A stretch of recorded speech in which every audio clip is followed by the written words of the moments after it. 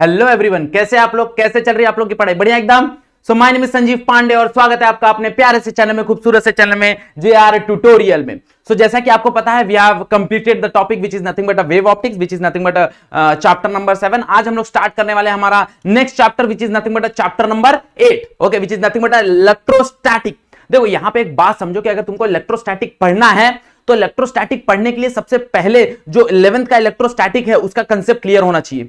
तो आज क्या करो, सबसे पहले जाओ वहां पे भाई 11th में इलेक्ट्रोस्टैटिक की कहानी समझ लो अच्छे से। ओके, अगर तुम लोग ने 11th नहीं पढ़ा है तो ऑलरेडी हमारे चैनल में मैंने ही 11th का इलेक्ट्रोस्टैटिक वीडियो बना के रखा है, तो वहां पे एक बार जाके रिवाइज कर लो कि भाई क्या होता है इलेक्ट्रिक फील्ड, क्या होता है इलेक्ट्रिक चार्जेस, क्या होता है electric forces, what is coulomb law. Okay, ये सारा का सारा चीज वहां पे कंप्लीट कर लो। जब तुम लोग वहां पे ये सारा चीज पढ़ लोगे ना, तो जब तुम लोग 12th का इलेक्ट्रोस्टैटिक पढ़ोगे तो वो तुमको बहुत बेहतरीन तरीके से समझ में आएगा।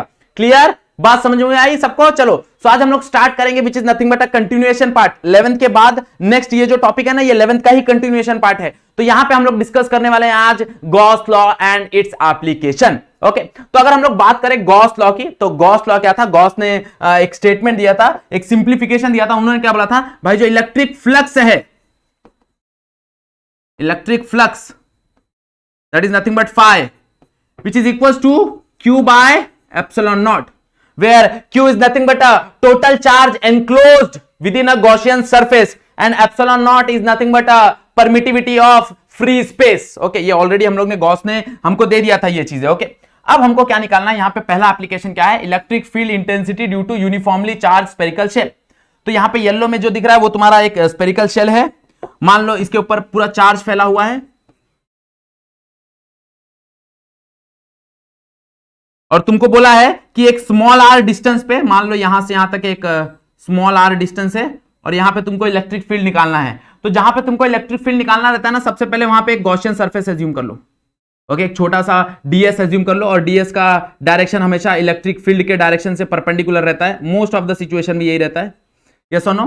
तो यहां पे हम लोग ने एक छोटा सा ds कंसीडर कर लिया। ds is nothing but a small area और उसका जो डायरेक्शन क्या है? उसका डायरेक्शन है in the direction of electric field. अब मेरे को क्या करना है? मेरे को यहां पे इलेक्ट्रिक फील्ड कैलकुलेट करना है। तो हम लोग किसकी मदद लेंगे? हम लोग मदद लेंगे गॉस की। हम लोग किसकी मदद लेंगे? गॉस की। तो यहां पे देखो कहां से स्टार्ट करना है। We will start with a electric flux, electric flux. तो इलेक्ट्रिक फ्लक्स का मेरे पास डेफिनेशन है, that is d phi is equals to E dot ds। Dot बोले तो वेक्टर। अब अगर वेक्टर हटाऊंगा तो क्या मिलेगा? That is equals to E ds cos theta. और मोस्ट ऑफ द सिचुएशन में मैंने तुमको बताया, मोस्ट ऑफ द सिचुएशन में ये दोनों पैरेलल रहेंगे। ये दोनों पैरेलल रहेंगे तो मतलब ऑब्वियस सी बात है, जो एंगल होगा दैट विल बी जीरो। तो यहां पे since E and ds are parallel, तो अगर पैरेलल है तो थीटा क्या ही होगा? थीटा होगा जीरो, हाँ या ना? थीटा जैसे ही जीरो पुट करूंगा, cos 0 1 होता है, तो डी फाई क्या मिलेगा मेरे को? डी फाई मिलेगा मेरे को ई ds। ये तो छोटा फाई है। अगर टोटल फाई देखने जाऊं तो टोटल इलेक्ट्रिक फ्लक्स क्या हो जाएगा? टोटल इलेक्ट्रिक फ्लक्स क्या हो जाएगा? दैट इज इंटीग्रेशन, हाँ या ना? दैट इज इंटीग्रेशन, मतलब फाई क्या हो जाएगा? फाई हो जाएगा integration of d phi. What is integration of d phi? D phi क्या है? डी फाई है E ds। Electric field uniform है, हम लोग most of the time electric field uniform consider करेंगे। इलेक्ट्रिक फील्ड बाहर आ जाएगा, integration of ds। Integration of ds क्या होगा भाई? ds बोले तो ये एरिया। अब ये पूरे एरिया को अगर मैं इंटीग्रेट करूंगा तो क्या ही आएगा? पूरा गॉसियन सरफेस का एरिया आएगा कि नहीं आएगा? और ये स्पेरिकल है, यस और नो? क्या है? स्पेरिकल है। तो यहां पे क्या बनेगा? E into 4 pi R square बराबर क्या बनेगा? 4 pi square. This is nothing but area of a sphere, this is nothing but area of sphere. बात समझ आ गई? यहां से मेरे को एक फ्लक्स मिल जाएगा। क्या मिलेगा? फ्लक्स ऊपर कर देते हैं। तो यहां से मेरे को फ्लक्स क्या मिला? मेरे को मिला phi is equals to E 4 pi R square. मान लो इसको इक्वेशन नंबर 1 दे दो। अब हम लोग यूज करेंगे Gauss law. By Gauss law, Gauss ने कैसी कहानी बताई है भाई? गॉस ने बोला है कि तुम्हारा जो फाई होता है वो बराबर होता है total charge enclose divide by epsilon naught. But it is very difficult to find the total charge, yes और नो? भाई इट इज वेरी डिफिकल्ट, इसका अगर मेरे को टोटल चार्ज निकालना है तो बहुत डिफिकल्ट होगा। तो यहां पे हम लोग डिफाइन करते हैं चार्ज डेंसिटी। क्या डिफाइन करते हैं? Charge density. ये ऑलरेडी 11th में इसका डेफिनेशन है हमारे पास। ओके, सरफेस चार्ज डेंसिटी का, जिसको हम लोग सिग्मा से रिप्रेजेंट करते हैं। What is surface charge density? The charge divide by total area. What is the area of this sphere? मान लो कि इसका जो रेडियस है वो कैपिटल आर है, तो कैपिटल आर अगर इसका रेडियस है तो स्फीयर का एरिया क्या हो जाएगा? That is sigma is equals to, यहां पे एरिया आ जाएगा, यहां पे चार्ज आ जाएगा। यस और नो? तो चार्ज इज इक्वल्स टू क्या मिलेगा? Sigma into area. एरिया क्या होगा? 4 पाई कैपिटल आर का स्क्वायर। देखो यहां पे जो था वो स्मॉल आर का, because it is the Gaussian surface का एरिया। यहां पे जो है वो कैपिटल आर, क्योंकि वो स्फीयर का एरिया। यस और नो? अब यहां से चार्ज उठाओ, यहां पे चिपका दो, क्या मिलेगा? That is sigma into 4 pi capital R square whole divide by epsilon naught. Make it equation number 2। अब क्या करो? दोनों को इक्वेट कर दो। क्या करो? दोनों को इक्वेट कर दो। अब जैसे ही दोनों को इक्वेट करोगे क्या मिलेगा? देखो जरा,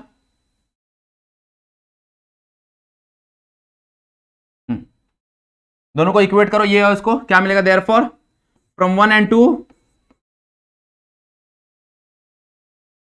दोनों को इक्वेट करोगे क्या मिलेगा?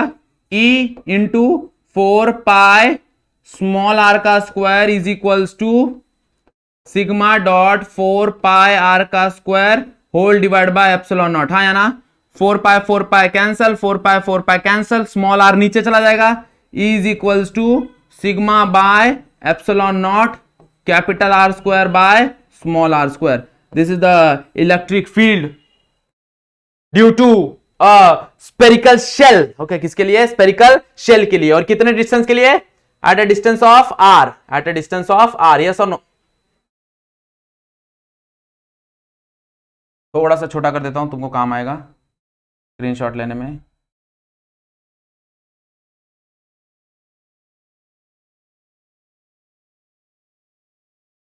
क्लियर? देखो स्क्रीनशॉट ले सकते हो तुम लोग, बराबर? ओके, सो इतना इलेक्ट्रिक फील्ड लगता है। अगर यहां पे तुम लोग कैलकुलेट करने जाओ इस पॉइंट पे, यहां से आर डिस्टेंस पे, तो इतना इलेक्ट्रिक फील्ड लगेगा। ऐसी हमारे पास एक और है, that is electric field due to a infinitely long charge wire. अगर लॉन्ग चार्ज वायर रहेगा तो सेम यही कहानी बैठेगी, बस यहां पे लैम्बडा आ जाता है।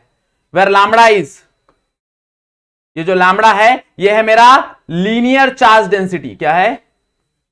Linear charge density. हम लोग को प्रूफ वैसे ही करना है, प्रूफ करने का तरीका वही है, याद रखना। Okay, same for electric field due to the plane sheet. ये किसके लिए? ये लॉन्ग वायर के लिए है। मान लो कि ये वायर है और इसके पास बहुत सारे चार्ज हैं, तो कितना इलेक्ट्रिक फील्ड रहेगा? तो इतना इलेक्ट्रिक फील्ड रहेगा। अगर मान लो कोई प्लेन शीट है, ऐसा कोई शीट है और इसके ऊपर पूरा चार्ज फैला हुआ है,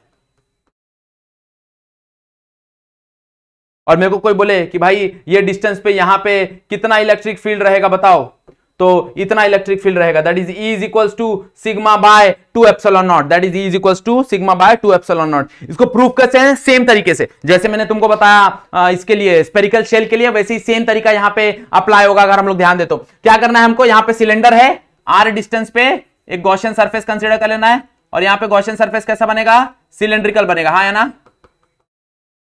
सेम सिलेंड्रिकल का गॉसियन सरफेस बनेगा अगर हम लोग ध्यान देंगे तो। वही कहानी है। उसके बाद क्या ही करना है? उसके बाद तुमको बस सिंपली इलेक्ट्रिक फ्लक्स का डेफिनेशन निकालना है, गॉस लॉ यूज करना है, दोनों को इक्वेट करना है, इलेक्ट्रिक फील्ड का डायमेंशन ये निकाल लेना है, फॉर्मूला डिराइव कर लेना है। क्लियर? बात समझ में आ गई एवरीवन? पक्का? ओके, तो ट्राई करो ये दोनों। अगर कुछ प्रॉब्लम रहा तो बताओ मुझे। नेक्स्ट हम लोग बात करेंगे इलेक्ट्रिकल पोटेंशियल एनर्जी की, not potential energy, electrical potential energy. भाई जहां पे इलेक्ट्रोस्टैटिक फोर्स होगा, जहां पे कंजर्वेटिव फोर्स होगा, due to that conservative force हम लोग को क्या मिलेगा? हम लोग को एक पोटेंशियल एनर्जी मिलेगा, और ये हर बार होगा। हाँ या ना? पोटेंशियल एनर्जी का बेसिक डेफिनेशन क्या है? पोटेंशियल एनर्जी का बेसिक डेफिनेशन है that is integration of force into dr। हाँ या ना? अब मान लो कि यहां पे मेरे पास कोई चार्ज है, लेट्स से q, और मान लो यहां पे मेरे पास कोई टेस्ट चार्ज है, दैट इज q नॉट। अब ये टेस्ट चार्ज को मेरे को इस r डिस्टेंस पे लाना है, इस टेस्ट चार्ज को मेरे को इस r डिस्टेंस पे लाना है, कहीं दूर इंफिनिटी से। कहां से लाना है? कहीं दूर इंफिनिटी से लाना है। तो कितना एनर्जी इसको देना पड़ेगा? कितना एनर्जी देना पड़ेगा वो हमको यहां पे डिस्कस करना है, वो हमको यहां पे डिस्कस करना है। तो देखो पोटेंशियल एनर्जी का डेफिनेशन क्या होता है? That is integration of force dot dr। क्योंकि कंजर्वेटिव है, ये भी इंपॉर्टेंट है, क्योंकि क्या है? कंजर्वेटिव है। तो क्या ही मिलेगा भाई? अगर मैं इन दोनों के बीच में फोर्स देखने जाऊं तो इन दोनों के बीच में फोर्स क्या होगा? फोर्स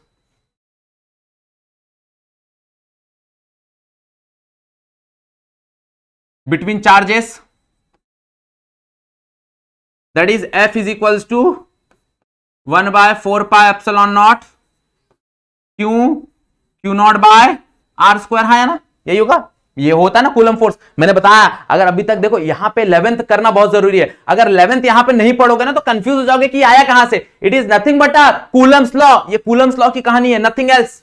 क्या करो, ये यहां पे सब्स्टिट्यूट कर दो, और जब सब्स्टिट्यूट करोगे तो खाली उस चीज का ध्यान देना कि यहां पे खाली एक चीज का ध्यान देना कि भाई यहां पे तुम्हारा जो आंसर है वो माइनस में आएगा। क्यों? क्योंकि यहां पे जो यूनिट वेक्टर लगता है, यहां पे एक यूनिट वेक्टर होता है और जो फोर्स होता है वो अपोजिट डायरेक्शन में लगते हैं, क्योंकि हम लोग ने दोनों पॉजिटिव चार्ज कंसीडर किया, यस और नो। तो यहां पे तुमको डी क्या मिलेगा, डी मिलेगा that is integration of -1 by 4 pi epsilon naught q by q naught by r square into d r है ना। -1 by 4 pi epsilon q naught बाहर आ जाएगा क्योंकि कांस्टेंट है, क्यू बाय क्यू नॉट बाहर आ जाएगा। अंदर क्या बचेगा, 1 by r square into d r है ना। और कहां से कहां तक जा रहे हैं हम लोग, R1 से R2 जा रहे हैं, मान लो R1 से R2 जा रहे हैं हम लोग, मान लो। अगर इसको इंटीग्रेट करेंगे तो integrate 1 by x square dx का फॉर्मूला क्या होता है, डायरेक्टली पता होना चाहिए तुमको। इसका फॉर्मूला क्या है, -1 बाय एक्स है ना। इसका डायरेक्टली फॉर्मूला है -1 बाय एक्स। तो डायरेक्टली अगर हम लोग यहां पे फॉर्मूला अप्लाई करें तो क्या मिलेगा हमको, यहां पे मिलेगा that is equals to q naught by 4 pi epsilon naught -1 by r. कहां से कहां तक, दैट इज R1 से R2 तक है ना। माइनस माइनस दोनों प्लस हो जाएंगे, क्या मिलेगा, that is q by q naught whole divide by 4 pi epsilon naught. यहां पे वैल्यू पुट करो तो 1 बाय R2 -1 बाय R1 है ना। अब यहां पे देखो ये मेरे को वैल्यू आ गया, बट मेरे को कहां से लेके आना है, इसको इंफिनिटी से लेके आना है। अब इंफिनिटी से लेके आना है तो R1 विल बी, भाई R1 विल बी इंफिनिटी और R2 विल बी कहां तक लेके आना है, इसको R तक लेके आना है, यस और नो। इसको इंफिनिटी से R तक, R डिस्टेंस पे लेके आना है ना। तो इंफिनिटी पे मतलब ऑलरेडी वो इंफिनिटी पे था, तो उसका जो इनिशियल डिस्टेंस होगा दैट विल बी इंफिनिटी, और उसको लेके कहां तक आना है, उसको R डिस्टेंस तक लेके आना है। मतलब मेरा जो R2 हो जाएगा that will be R, R2 जो हो जाएगा that will be R। Substitute the value here, क्या मिलेगा, therefore du is equals to change in potential energy. Okay, इसको कुछ ऐसे दिखाते हैं हम लोग। du क्या आ जाएगा, that is q naught by 4 pi epsilon naught in bracket, जरा देखो तो, by 1 by R2 is nothing but R, तो 1 by R -1 by infinity, and what is 1 by infinity, that is 0। तो यहां पे डेल यू का डेफिनेशन क्या मिलेगा, q naught by 4 pi epsilon naught into R। और इसको थोड़ा अच्छे से लिखे तो जनरली बुक में ऐसे लिखा होता है, that is 1 by 4 pi epsilon naught q naught by R, the definition of change in potential energy. देखो it is very difficult to explain the potential energy. भाई पोटेंशियल एनर्जी अगर तुमको डिफाइन करना है तो बहुत तकलीफ होता है, बट अगर change in potential energy define करना है तो वो हम लोग कर सकते हैं आसानी से। ओके, तो इसलिए हम लोग हमेशा चेंज इन पोटेंशियल एनर्जी की बात करते हैं कि पोटेंशियल एनर्जी में कितना चेंज हुआ।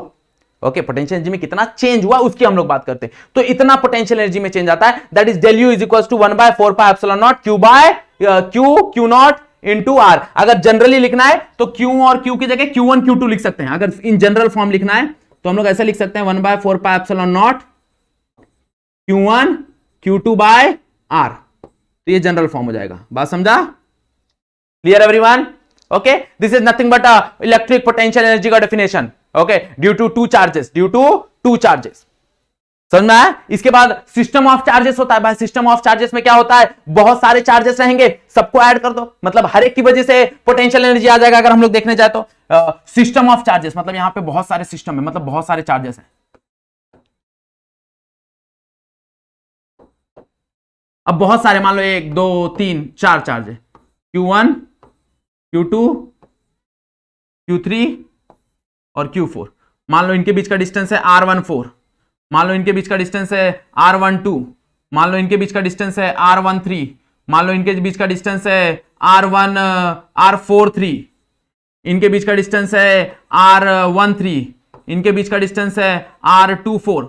तो हर एक बीच का डिस्टेंस है, तो इलेक्ट्रिकल पोटेंशियल एनर्जी क्या ही आएगा, electrical potential energy due to system of charges. देखो 1 बाय 4 पाई एप्सिलॉन सब में कॉमन रहेगा, 1/4 एप्सिलॉन बाहर आ जाएगा। इनके चार्ज का project that is Q1 Q2 और उनके बीच का distance that is R12 plus इनका charge that is Q2 Q3 divide by R13 plus इनके बीच का charge that is Q3 Q4 R34 plus इनके बीच का charge that is Q1 Q4 R14। ये चारों हो गए। अब इनके और इनके बीच में भी रहेगा ना, तो that is Q1 Q3 divide by R13 plus इनके बीच में भी होगा that is Q2 Q4 divide R24।